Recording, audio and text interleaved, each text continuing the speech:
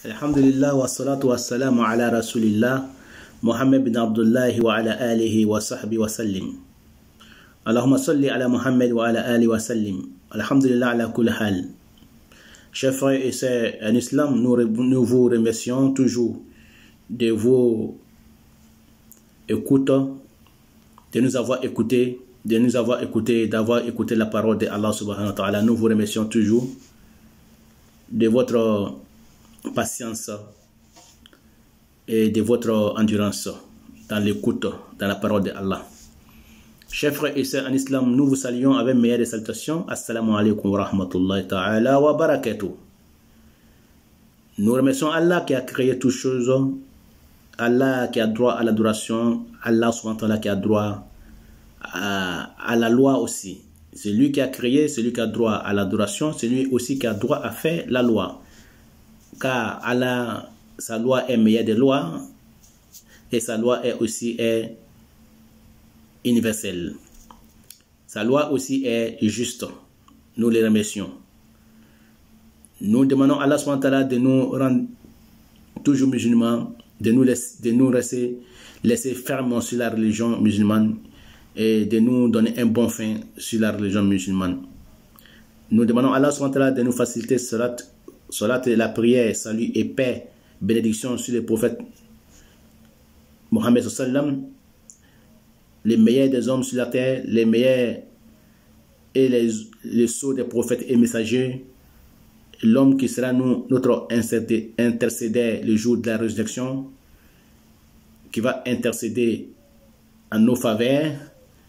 Donc nous remercions Allah, nous demandons à Allah de lui pardonner et de nous pardonner tous, ainsi que sa famille et ses disciples, Abu Bakr Siddiq, Omar ibn Khattab, Ousmane ibn Affan, Ali ibn Abi Talib. Qu'Allah les pardonne tous, radiallahu ta'ala anhu, qu'Allah les agrée tous, ainsi que tous les sahaba. Et nous qui allons les suivre jusqu'au jour de la résurrection, chers frères et sœurs en islam. Voilà, après avoir remercié Allah, glorifié Allah, après avoir loué Allah subhanahu wa ta'ala et prié sur le prophète Mohammed sallam, nous allons aujourd'hui vous parler les 10 signes qui prouvent que la personne est habitée, qui a les sihr, qu'il a été envoûté. La personne est envoûtée par les marabouts, les charlatans, les magiciens, les sorciers et les devins. Ou la personne aussi a les aïn mauvais œil. Donc, quels sont les signes qui nous montrent que la personne est ensorcelée, est maraboutée, est envoûtée, ou bien la personne a eu un mauvais œil. Donc, nous avons les 10 signes, chers frères et sœurs en islam. Mais nous vous disons de laver les aïns. Car le prophète Mohammed sallam nous dit, les aïns restent sur la personne jusqu'à il arrive dans sa tombe, dans la tombe avec les aïns. Tant qu'il ne lave pas, il faut qu'il lave les aïns. Il faut que la personne qui a fait les aïns lui lave. S'il ne lave pas les aïns, il va aller dans la tombe avec son aïn. Son aïn ne partira jamais jusqu'à ce qu'il entre dans la tombe. Le prophète Mohammed sallam nous a parlé ces conseils-là. Donc, il sait pourquoi il a dit ça. Les mauvais œils se soignent avec lavage des aïn. Celui qui a été victime d'un aïn, il faut qu'il lave les aïn pour que les aïn s'en va. Les mauvais œils, il faut qu'il les lave. Et ça se lave aussi comme nous lavons la grande ablution. La grande ablution, ça veut dire que quand on lave les janaba, mais il y a un peu de différence seulement parce que ça ne se commence pas la même chose. Donc nous allons vous expliquer tout ça, chers frères et sœurs en islam. Donc, nous avons déjà expliqué aussi, avant d'écouter le ruqya, comment laver. Il faut se laver d'abord, faire la grande ablution, et puis habiller, et puis assis, et puis écouter. Nous avons expliqué tout dans le Ruqya précédent sur YouTube. Voici ma voix. Vous pouvez toujours aller écouter nos Ruqya précédents en français, en djoula et en arabe, en bambara. Chers frères et sœurs en islam, donc, voilà quelques conseils que je pourrais vous donner avant de vous donner les 10 signes qui prouvent que la personne est envoûtée et ensorcelée ou bien il a les aïn. Celui qui voit, numéro 1, celui qui voit qu'il a une difficulté de risque, ça veut dire qu'il a une difficulté de subsistance, il n'arrive pas à gagner son pain, il a une difficulté dans la vie quotidienne pour gagner son pain. Quel que soit son travail qu'il fait, quel que soit les déplacements qu'il fait, l'effort qu'il fait, il n'arrive pas à survivre.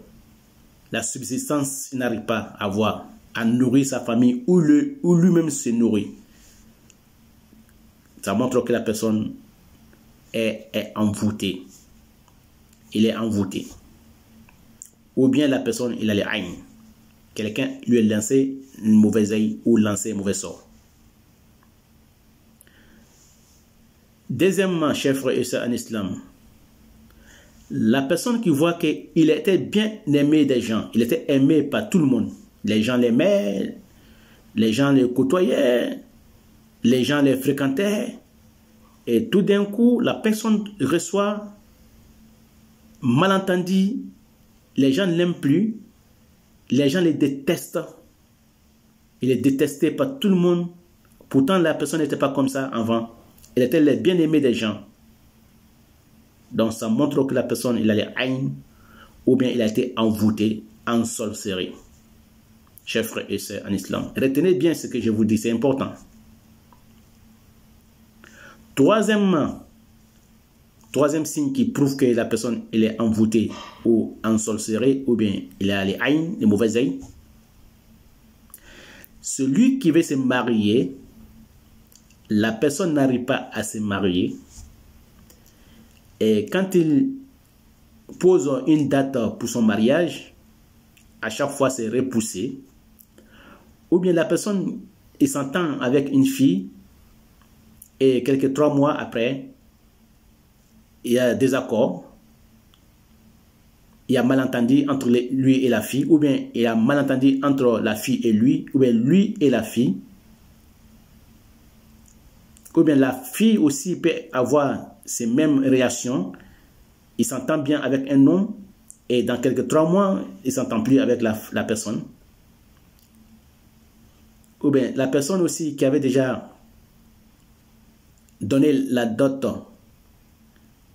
fiançailles et quelques jours, quelques 3 mois ou quelques 1 an après, et la femme dit je t'aime plus, ou bien l'homme dit à la femme que je t'aime plus. Alors qu'ils ne sont pas encore mariés. Donc ça montre que la personne il a été ensorcelée, ou bien il a été envoûté, ou bien il a eu des haïns. Donc Ruqya peut soigner les sihr et lavage des haïns peut soigner les haïns. Ça c'est le troisième signe. Chers frères et sœurs en islam, qu'Allah fasse que ce soit bonheur pour moi et pour vous. Quatrième signe. Celui qui voit qu'il n'arrive pas à enfanter, la fille qui n'arrive pas à avoir de l'enfant, ou bien l'homme qui n'arrive pas à avoir de l'enfant, parce que souvent les gens, ils accusent les femmes, toujours, ils n'accusent pas l'homme, mais ils accusent les femmes de ne pas pouvoir faire des enfants. Les stérilités, ils donnent toujours aux femmes. Ça, c'est côté beaucoup africain. Quand il dit africaine, il veut dire toute l'Afrique, ou bien dans les pays ou d'autres pays, mais ils accusent toujours les femmes de ne pas pouvoir faire des enfants, parce qu'ils disent que la femme, elle est stérile. Pourtant, la stérilité, ça vient des 2 personnes. L'homme peut être stérile, la femme peut être stérile. Mais nous avons tout pris des bagages pour donner aux femmes. Toujours, c'est les femmes qui sont les victimes de ces problèmes-là. Pourtant, l'homme, souvent, avec ces problèmes, il va divorcer la femme, ou bien il va chasser sa femme, et divorcer, elle va aller se marier avec une autre personne, et même pas 1 an, la femme, elle est en grossesse, elle est enceinte, elle a un enfant. Et l'homme là, il n'a jamais eu enfant. Pourtant, il a fait tout scandale pour chasser la femme qu'elle était stérile. Pourtant, stérilité, ça vient des personnes. On peut aller à l'hôpital, s'examiner, voir la femme ou voir le monsieur. Si c'est le monsieur qui a des problèmes, on peut le soigner. Si c'est la femme qui a des problèmes, on peut le soigner. Sauf que si c'est Allah subhanahu wa ta'ala dans sa puissance, dans sa force, dans sa royauté, il avait destiné que la personne n'aura pas de l'enfant. La personne n'aura pas de l'enfant, il ne pourra pas enfanter. Ça veut dire que dans les destins est le cadeau. Le cadeau est le jugement de Allah, le destin est le maqadir Allah. Maqadir, c'est le destin, et le cadeau, c'est le jugement de Allah. Si dans le jugement de Allah, Allah a fait son jugement que tu n'auras pas d'enfant, le couple n'aura pas d'enfant, quel que soit les sadaqat ou le dua, ou bien le ruqya, ou bien l'adoration, ou bien la bénédiction que vous allez chercher faire, ça ne pourra pas vous donner de l'enfant parce que Allah a mis dans son jugement, al-qadar, que vous n'aurez pas d'enfant. Mais si dans le qadar qui est le destin de Allah, Allah avait destiné que vous n'aurez pas d'enfant, beaucoup de doigts, beaucoup de bénédictions et sadaqat et beaucoup d'efforts gênés, beaucoup de prières surrogatoires la nuit, et beaucoup de bienfaits à l'autrui, à d'autres personnes, Allah peut changer le destin, le maqadir peut changer le destin pour donner l'enfant à ces couples. Parce que le destin est divisé en deux parties. Et il y a les mauvais destins, et puis il y a les bons destins. Voilà pourquoi on dit wa antu umina bil qadar khayrihi wa sharrihi. On dit dans les 6 piliers de la foi, il faut croire au destin, les bons ou les mauvais. Les destins, il faut le croire, les bons ou les mauvais. Donc, quand Allah a destiné que tu n'auras pas d'enfant, donc tu n'auras pas d'enfant, mais avec beaucoup de bénédictions, sadaqat, comme a dit Rasul sallam, il dit les destins, les mauvais destins peuvent être changés par les sadaqat et les doigts et la prière. Donc, les mauvais destins peuvent être changés. Donc, si Allah avait destiné que tu n'auras pas d'enfant, vous n'aurez pas d'enfant, il va faire, avec votre sadaqat, votre bénédiction et votre effort, les prières surrogatoires, les jeûnes surrogatoires, beaucoup d'efforts que vous faites, ou beaucoup de bienfaits que vous faites aux autres personnes, à l'autre enfant, l'enfant d'autrui, au miskin, au yatima, Allah peut changer vos destins et peut vous donner de l'enfant. Mais, si ce n'est pas le cas, que ce n'est pas le destin de Allah, ce n'est pas aussi le jugement de Allah qui est le cadeau, donc la stérilité, il faut le soigner. Il faut le soigner, ça se soigne, et puis on peut avoir d'enfants. Si ce n'est pas le cadeau, le jugement de Allah que tu n'auras pas d'enfant, que vous n'aurez pas d'enfant, ou bien dans son cadre aussi que vous n'aurez pas d'enfant, vous pouvez toujours vous soigner. Donc, puisque le cadre, le destin peut changer. Donc, la femme peut être soignée, l'homme peut être aussi soigné. Donc, ne mettez pas de la faute chaque fois sur les femmes, que c'est les femmes qui sont toujours les victimes, les fautifs. Si vous voyez que j'ai un peu insisté, chers frères et sœurs, sur ce sujet, sur les 4e signaux, ça montre que vraiment c'est un peu fréquent. C'est beaucoup fréquent même, je vais dire. Donc, à la face que ça soit bon pour moi et pour vous. Donc, ça montre que la personne, elle est envoûtée, elle a aïn. Chers frères et sœurs en islam, 5e, celui qui voit que dans son couple, il y a toujours des disputes, la divergence, il y a toujours des malentendus entre l'homme et sa femme dans le couple. Et quand le mari il sort, ça va, mais quand il est à la maison, ça va pas. Quand la femme elle sort, ça va, mais quand elle rentre à la maison, ça va pas. Il ne peut pas passer une semaine sans se faire des bagarres, sans se botter, sans se frapper. La femme prend ses bagages, elle sort, elle s'en va, ou bien l'homme souvent il va comme ça dans la nature, et 3 jours, 4 jours après, il revient à la maison. Ou bien la femme, souvent, elle prend ses bagages, elle se barre, elle va chez quelqu'un, sa copine, ou quelque part. Après, elle revient. Donc, toujours, ça ne finit pas toute l'année. Ça montre qu'il y a sihr. Pourtant, au début du mariage, ils étaient bien, ils s'entendaient bien, ils se promenaient bien, et tout se passait bien. Et tout d'un coup, il y a un changement, ça montre qu'il y a sihr ou bien il y a mauvais aïn. Et on continue, chers frères et sœurs en islam. 6e.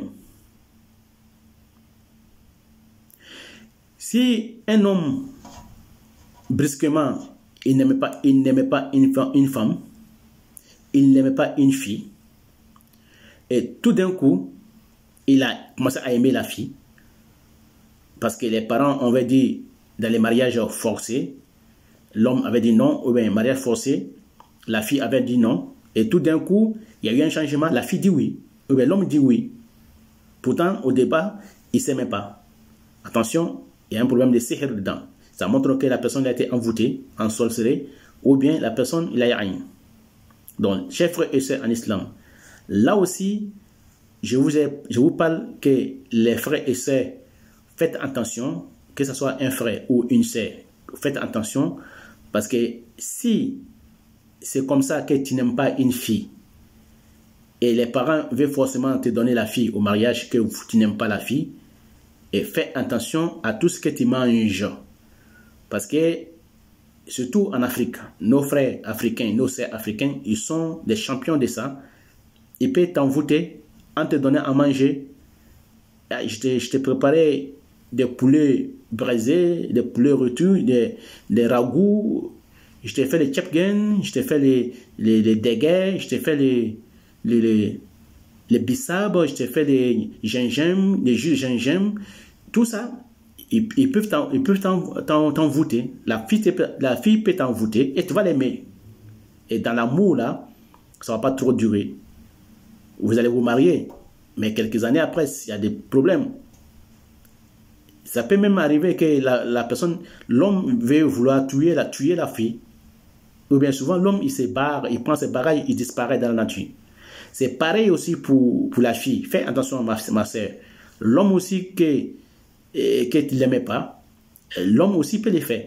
Il peut t'inviter dans les restaurants, te forcer, viens avec moi, viens manger. Il a déjà tout préparé. Parce que les marabouts, les charlatans et les devins et ces mauvais hommes-là, ils sont là sur la terre pour tout faire. Quand il voit un marabout, il dit, arrange-moi ça, il dit, je peux arranger. Tu vas voir un marabout, un charlatan, un devin, gâte-moi ça, il dit, oui, je peux gâter. Lui, il est là pour arranger, pour gâter. Il gâte tout. Quand tu lui dis qu'il faut arranger, il dit, je peux arranger, il range.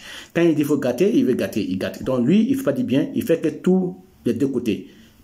Donc, quel que soit le problème, maraboutage, charlatanisme, aller chez le devin, le sorcier, tout ça en islam, chez nous, c'est interdit, c'est pas bien. Allah SWT, confie-toi, confie ton problème à Allah, et il va te régler ton problème. Donc, les meilleures choses pour régler le problème, c'est de confier à Allah et faire des sadaqat, faire beaucoup de nawafil, des prières surrogatoires, jeûner et te diriger vers Allah. Inch'Allah ta'ala, il va venir vers toi, il va t'aider. Donc, la fille, ma soeur, fais attention à l'homme que tu n'aimes pas. Et si tu vois qu'un coup tu l'as aimé, tu commences à l'aimer, il a fait quelque chose. Ou bien, mon frère, fais attention à la fille que tu n'aimais pas, tout d'un coup tu commences à l'aimer, attention, elle a fait quelque chose. Ou bien, ils ont fait quelque chose. Ça peut passer toujours, ça vient des parents. Donc, s'il voit que quelqu'un il a un peu d'argent, il veut vous donner sa fille, il va faire tout possible pour qu'il marie sa fille. Ou bien, si la fille a l'argent, les parents feront tout possible que les fils marient la fille. Donc tout ça, c'est l'argent. Hein? Ça passe sur l'argent, l'argent. On pense que l'argent, hein? l'Afrique totale. Hein? Quand il dit l'Afrique, il parle de l'Afrique arabe comme l'Afrique noire. C'est pareil, tout est pareil. Chers frères et sœurs en islam, je continue. Donc, septièmement, si vous voyez qu'une fille, que tu aimais une fille, tu avais aimé la fille, ou bien l'homme, la fille t'avait aimé, la femme, elle aimait l'homme beaucoup, l'homme aussi, ou bien l'homme aimait une femme. Voilà, on va dire comme ça, l'homme aimait une femme, ou bien la femme aimait un homme. Et dans l'amour, ça devient amer. L'homme ne veut plus voir la femme, ou bien la femme ne veut plus voir l'homme. Tout ça, ça montre que, chers frères et sœurs en islam, que vous avez été ensorcelés, maraboutés et charlatanistes, et vous avez été envoûtés, ou les haines sur vous, chers frères et sœurs en islam.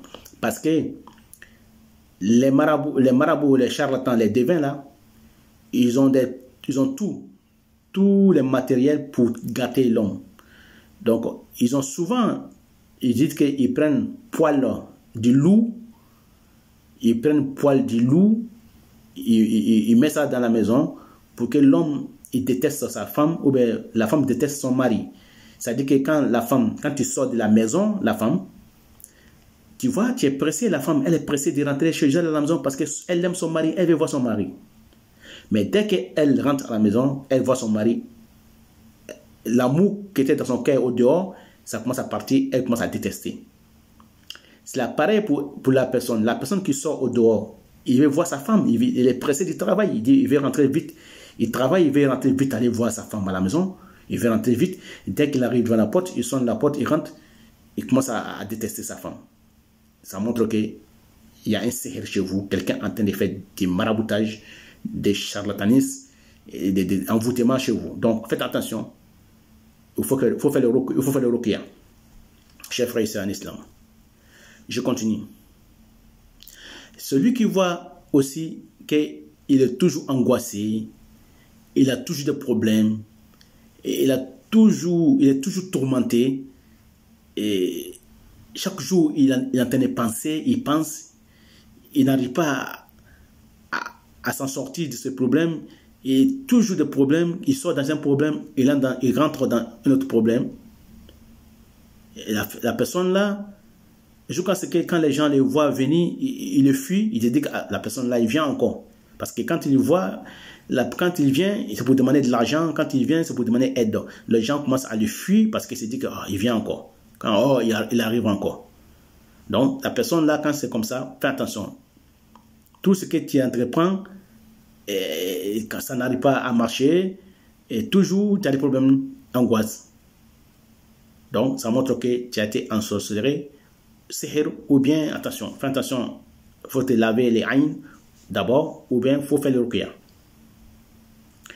Chers frères et sœurs en islam, 9e, celui qui voit qu'il s'éloigne des gens, il aime toujours rester tout seul, il n'aime pas se mélanger avec des gens, et il déteste les gens. Quand les gens lui parlent, il ne répond pas. Les gens lui sourient, il ne sourit pas. Il aime l'isolement. Il aime marcher tout seul. Il aime marcher dans la brousse. Il aime marcher dans les lieux où il n'y a personne qui va. Il s'assoit tout seul. La solitude, il fait la solitude, c'est ce qu'il aime. Il aime être tout seul. Ça montre que la personne, il est ensorcelé, il est sihr. Voilà, 10e, chers frères et sœurs en islam, pour la fin. Des signes qui prouvent que la personne, il a le sihr, qu'il a été envoûté, ou bien il a les aïns. 10e, c'est celui qui voit qu'il commence une activité, mais il n'arrive pas à terminer l'activité. Supposons, il commence à construire une maison, il a de l'argent sur lui, mais il n'a pas le courage de le finir, il n'arrive pas aussi à finir. À chaque fois quand il va sur le chantier, ça n'avance pas, Pourtant, il peut le terminer, il a de l'argent, mais la personne, il trouve qu'il n'arrive pas à finir ce qu'il a commencé. Ça montre que la personne, il était ensorcelé, il était envoûté. Ou la personne qui ne respecte jamais les rendez-vous. Ou bien son engagement qu'il prend, il ne respecte jamais ses engagements. Ou bien la personne qui dit il dit, je vais te donner ça, il ne donne jamais. Ou bien il dit, je vais te faire ça, il ne fait jamais. Ou bien la personne qui dit attends-moi ici, j'arrive, il ne vient jamais. Donc la personne, il ne respecte jamais son engagement. Si c'est la pauvreté qui fait qu'il n'arrive pas, là on peut le comprendre. Mais s'il a les moyens qu'il peut les faire et qu'il n'arrive pas à les faire, Ça montre que la personne, il a été empêché par quelque chose. Il a été empêché par quelque chose, alors qu'il a les moyens de les faire. Donc, ça montre que la personne est envoûtée. Il a été ensorcelé. Chers frères et sœurs en islam, voilà où je pouvais vous parler. Donc, je vais vous parler prochainement, Inch'Allah, en pratique, comment laver les aïns, et puis comment laver aussi les janaba, ghusl janaba, comment laver la grande ablution. Donc, chers frères et sœurs en islam, voilà les 10 signes que nous avons pu vous donner. Donc, allez-y, vous dirigez vers YouTube sur la chaîne Voici ma voix pour pouvoir vous soigner avec le ruqya que nous avons laissé pour ceux qui veulent se soigner vraiment. Mais pour les aïns, nous allons vous donner prochainement, Inch'Allah, lavage en direct. Nous allons faire un film. Nous allons nous filmer et faire un lavage des aïns en direct, en pratique, pour que les gens puissent savoir. Parce que dans la parole, c'est un peu compliqué à expliquer souvent, mais nous allons faire ça en pratique avec vidéo. Vidéo avec audio, nous allons bien filmer en arabe et en français et en djoula pour pouvoir vous orienter vers le bon lavage des aïn avec le ghusl janaba, avec la grande ablution. Je sais que certains de nos frères ont déjà fait ce genre de vidéos, mais nous allons approfondir un peu dans l'expérience de lavage de l'Aïn ou bien l'expérience de lavage de la grande ablution. Nous allons vous donner tout détail bientôt, Inch'Allah, et très clairement aussi. Qu'Allah fasse que ce soit bonheur pour moi et pour vous. Succès. Wassalamu alaikum wa rahmatullah. C'était votre frère et votre élève, Cheikh Salio. On dit Cheikh Salio Salah di Afawzani, Inch'Allah. Wassalamu alaikum wa rahmatullah ta'ala wa barakatuh wa ila lika.